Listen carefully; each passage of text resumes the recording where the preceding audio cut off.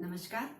मैं प्रथम वर्ष हिंदी साहित्य के प्रथम प्रश्न पत्र जिसका कि हम अध्ययन कर रहे हैं भक्तिकालीन काव्य पुस्तक में कबीरदास के पदों की सप्रसंग व्याख्या के क्रम को आगे बढ़ाते हुए आज आपको पृष्ठ संख्या 47 पर पद नंबर 4 से प्रारंभ कर रही हूँ।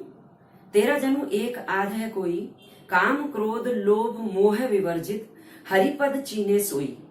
अस्तुति निंदा दो विवर्जित, तजहि मान अभिमाना, लोहा कंचन सम करी जानही, ते मूर्ति भगवाना। रजगुण तमगुण सतगुण कहिए, यह सब तेरी माया, चौथे पद को जो जन चीने, तिन्ही परम पद पाया। चिंते तो माधव चिंतामणि, हरिपद रमे उदासा, चिंता अरु अभिमान रहित है, कहे कबीर सो दासा। इस पद में सच्चे भक्त की पहचान बताते हुए कबीरदास कहते हैं, तेरा जनु एक आध है कोई। जन यानी भक्त जन। हे परमात्मा, तुम्हारा भक्त तो इस संसार में कोई एक आध ही होता है। कोई कोई यानी विरला पुरुष ही भगवान का सच्चा भक्त होता है। काम क्रोध लोभ मोह विवर्जित, विवर्जित यानी छोड़ना, त्यागना। जो काम क्रोध लोभ और मोह को जो छोड़ देता है, हरिपद चीने सोई, वही भगवान के चरणों की पहचान कर पाता है। यानी भगवान के दर्शन वही व्यक्ति कर सकता है जो काम क्रोध लोभ मोह को छोड़ दे। अस्तुति निंदा दो विवर्जित, स्तुति यानी प्रशंसा और निंदा यानी आलोचना। जो व्यक्ति दूसरे की प्रशंसा और आलोचना दोनों का त्याग कर देता है, तजई मान अभिमाना, जो सम्मान की भावना और गर्व की भावना दोनों को छोड़ देता है। लोहा कंचन सम करी जाने, जो लोहे को भी सोने के समान और सोने को लोहे के समान समझता है, यानी जिसकी दृष्टि में किसी मूल्यवान वस्तु का कोई महत्व नहीं है।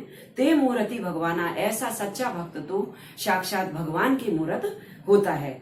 रजगुण तमगुण सतगुण कहिए, ये सब तेरी माया। कबीरदास कहते हैं कि हे भगवान, आपकी माया से प्रेरित होकर ही इस संसार में 3 प्रकार के गुण संचालित हैं, रजगुण, तमगुण और सतगुण। जो तीनों प्रकार के जो गुण हैं वो सब तुम्हारी माया से मोहित होने पर ही मनुष्य के अंदर आते हैं, अवतरित होते हैं। चौथे पद को जो जन चीने, यानी सतगुण, तमगुण और रजगुण के पश्चात चौथे स्थान की प्राप्ति जो व्यक्ति कर लेता है, तिन्ही परम पद पाया, उसी को ही परम पद, भगवान की भक्ति के मोक्ष के पद की प्राप्ति होती है। परम पद यानी मोक्ष की प्राप्ति होती है।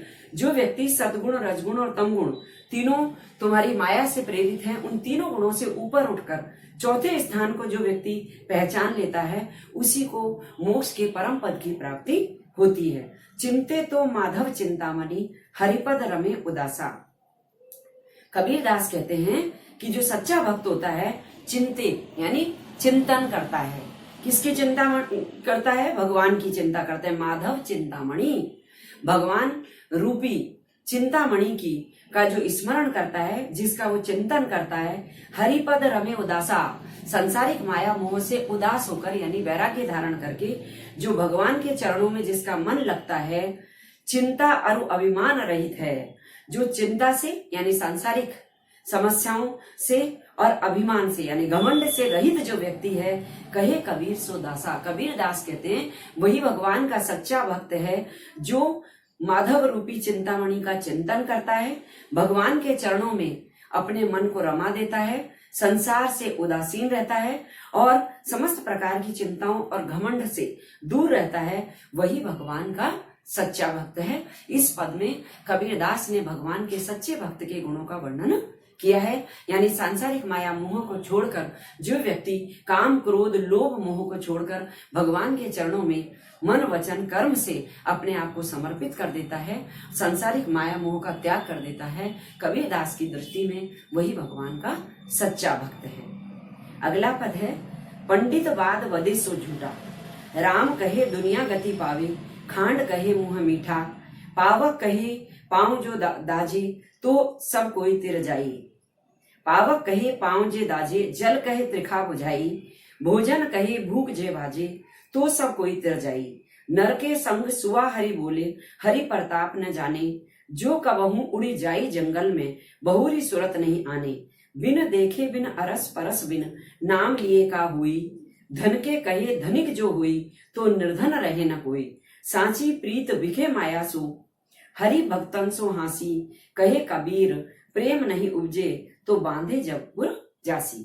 इस पद में भी कबीरदास यह बात स्पष्ट करना चाहते हैं कि जो सांसारिक माया मोह को त्याग देता है वो सच्चा भक्त है, और जो सांसारिक माया मोह में पड़ा रहता है वो अंतिम समय में अपने जीवन को निरर्थक करके बांधे जमपुर जासी, काल के पाश में बंधकर यमलोक में जाता है।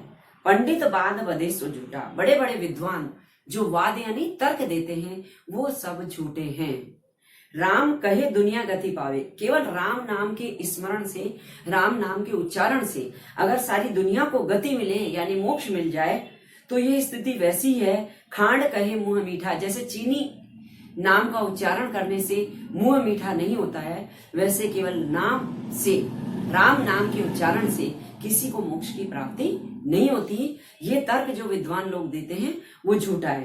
पावक कहे पांव जे दांजे, पावक यानी आग, आग का नाम लेने से अगर पैर जलने लगे, जल कहे त्रिखा बुझाई, और जल का इस नाम ले लेने से अगर प्यास बुझ जाए, भोजन कहे भूख जे बाजे, और भोजन का नाम लेने से अगर भूख समाप्त हो जाए तो सब कोई तिर जाई। तो उसी प्रकार राम का नाम लेने मात्र से हर व्यक्ति इस संसार से तिर जाएगा, अर्थात इस संसार से राम का नाम उच्चारण कर लेने से किसी की का भी उद्धार नहीं होगा। ये स्थिति ठीक वैसी ही है जैसा कि चीनी का नाम लेने से मुंह का मीठा हो जाना, आग के कह देने से पैर जलना, और जल के कह देने से प्यास बुझ जाना, और भोजन का नाम उच्चारण करने से भूख मिट जाना।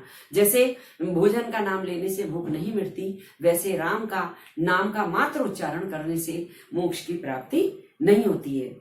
जो कहूं नर के संग सुहा हरि बोले, उदाहरण दिया यहाँ पर, उदाहरण अलंकार है। कबीरदास कहते हैं कि जैसे मनुष्य के साथ सुहा यानी तोता भी हरि का नाम उच्चारण करता है, लेकिन हरि प्रताप न जाने, भगवान की महिमा को वो नहीं जानता। यानी संसार से मुक्ति के लिए नाम के उच्चारण के साथ भगवान की महिमा का जानना बहुत आवश्यक है। जो कबहू उड़ जाई जंगल में, बहुरी सूरत नहीं आए। जैसे मनुष्य के साथ तोता भी राम राम बोलता है, लेकिन कभी अगर वो जंगल में उड़ जाता है तो दोबारा उसे भगवान का नाम याद नहीं आता है, क्योंकि वो भगवान की महिमा को नहीं जानता है।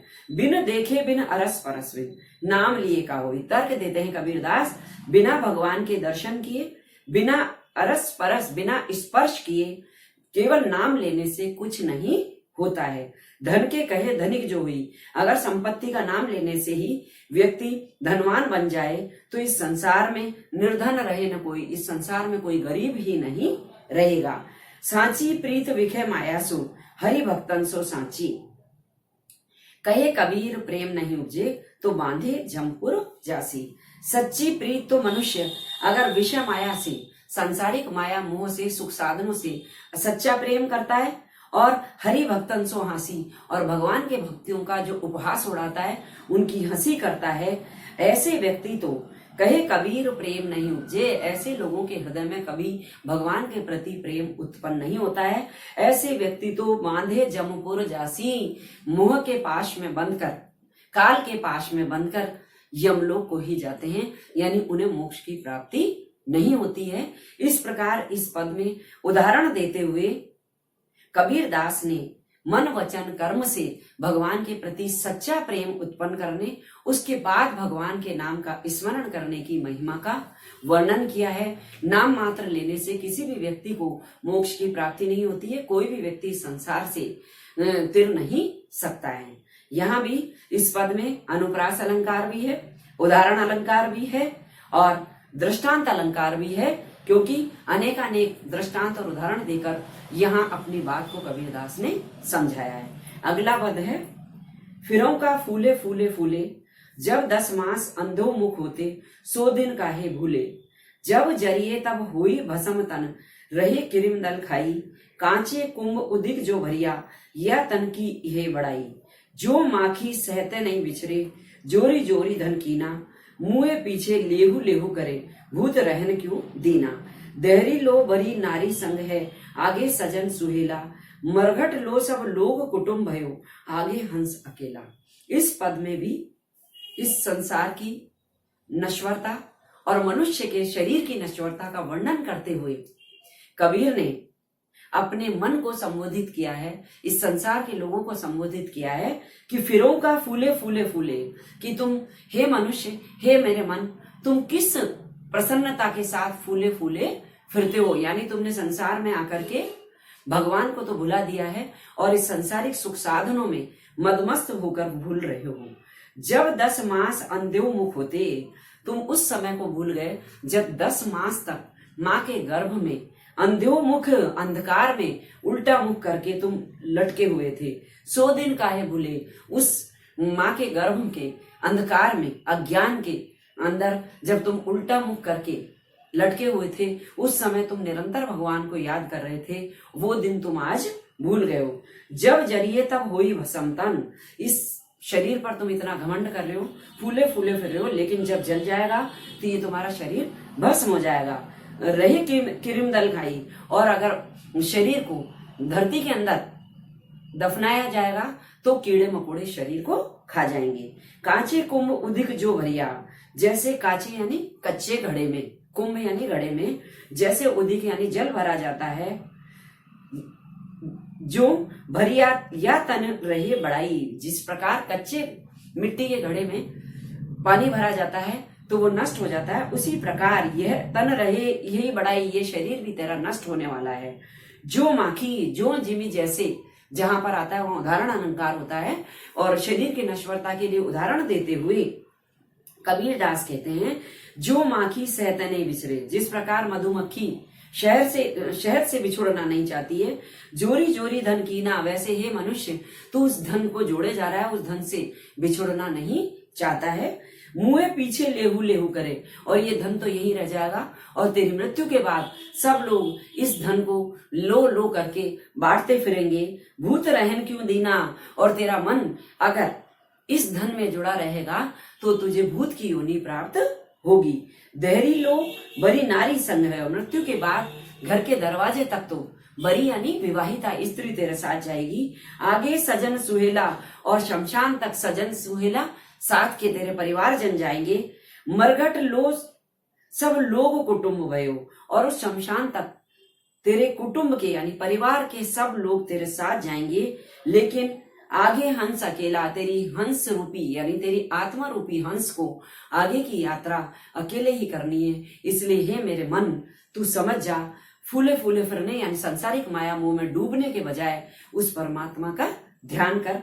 यहाँ पर भी कांचे कुंभ उदिक जो भरिया, यहाँ उदाहरण अलंकार है, कच्चे घड़े में जिस प्रकार जल भरा जाता है, और जैसे मधुमक्खी शहद से चिपकी रहती है, अनेक अनेक उदाहरणों के द्वारा रूपक अलंकार भी है यहाँ पर, और उदाहरण अलंकार भी है, उत्प्रेक्ष अलंकार का प्रयोग भी कबीर दास के पदों में स्वाभाविक रूप से हुआ है। और इन पदों के माध्यम से मनुष्य को भगवान की भक्ति की प्रेरणा निरंतर कबीर दास दे रहे हैं।